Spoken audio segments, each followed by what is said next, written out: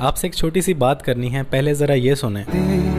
मगर इस बार तुम ही आना, ये एक और सुने। क्योंकि तुम ही हो, अब तुम ही हो। ये वाला आखिरी भी सुने। दिल दिया गल्ला। यकीनन आपने इन गानों को तो पहचान लिया होगा। अब ज़रा ये सुने। तबारकल्लज़ी बियदिहिल मुल्कु व हुवा अला कुल्लि शैइन क़दीर अल्लज़ी खलक़ल मौत। क्या कोई बता सकता है आप में से कि ये किस सूरत की तिलावत हो रही है? यकीनन नहीं बता सकेंगे। कैसे मुसलमान हैं हम?